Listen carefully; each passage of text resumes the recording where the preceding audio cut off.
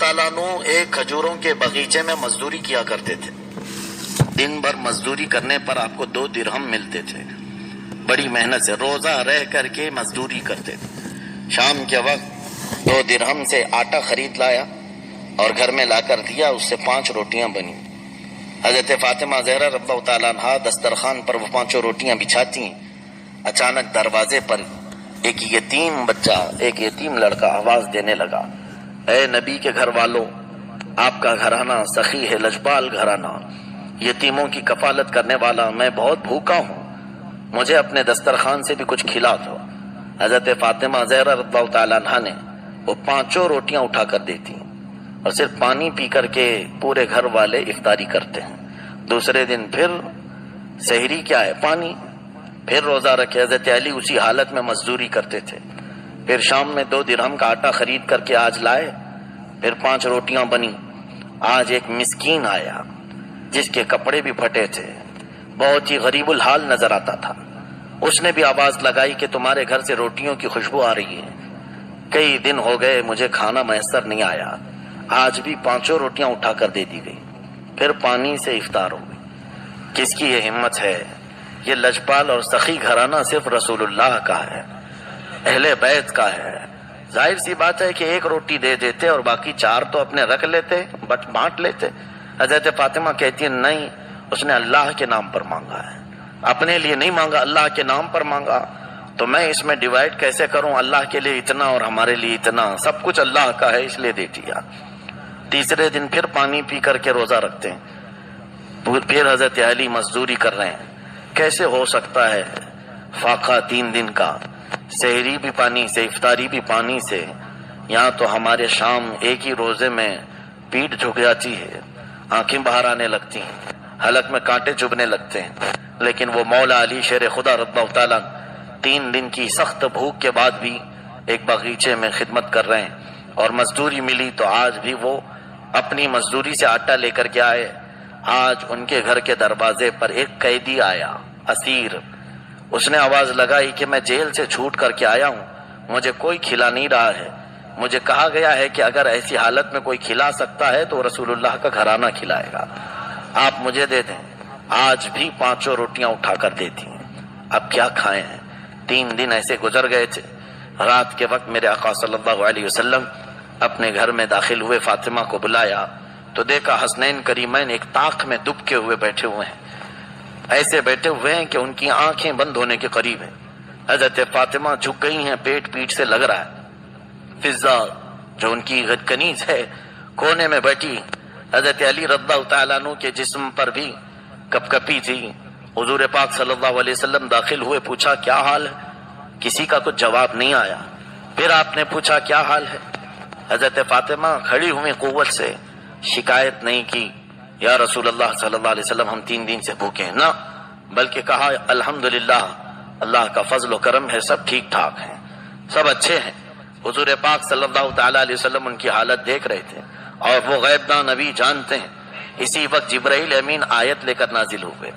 سورہ دہر کی 29ویں پارے کی آیت ہے، وَيُطْعِمُونَ الطَّعَامَ عَلَى حُبِّهِ مِسْكِينًا وَيَتِيمًا وَأَسِيرًا. اے محبوب، یہ وہ گھرانہ ہے جہاں اللہ کی محبت میں کبھی یہ لوگ اپنا پورا کھانا یتیم کو کھلاتے ہیں، کبھی مسکین کو کھلاتے ہیں اور کبھی قیدی کو کھلاتے ہیں.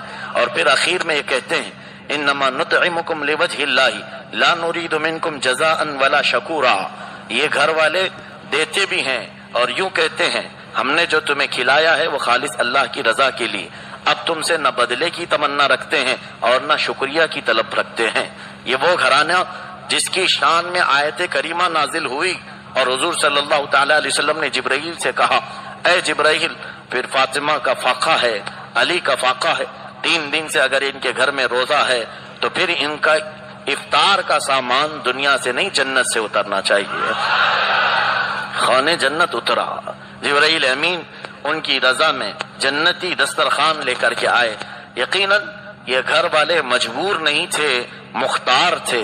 اللہ عز و جل کی محبت میں کل لٹانا ان کی عادت کریمہ تھی اور یہ نہیں دیکھتے کہ ہمارے گھر میں پھر کھانا آئے گا یا نہیں آئے گا. یہ یقین کامل تھا. اسی لیے تو اللہ تعالیٰ نے ان کی شان میں قرآن کی کئی آیتیں نازل فرمائی.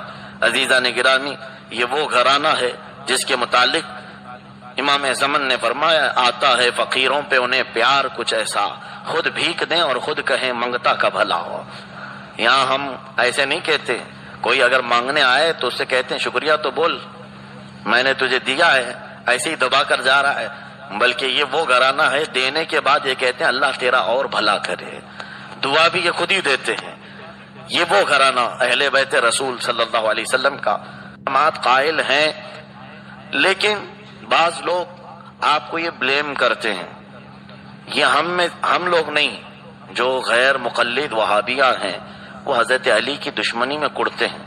وہ کہتے ہیں یہ جتنا علی کو بڑھایا جاتا ہے اتنا نہیں ہے، ہم کون ہیں بڑھانے والے، علی کو تو اللہ اس کے رسول نے بڑھایا ہے، ہم بڑھاتے نہیں، جتنا احادیث اور قرآن پاک میں ان کی شان بیان ہوئی ہے اتنی ہی بیان کرتے۔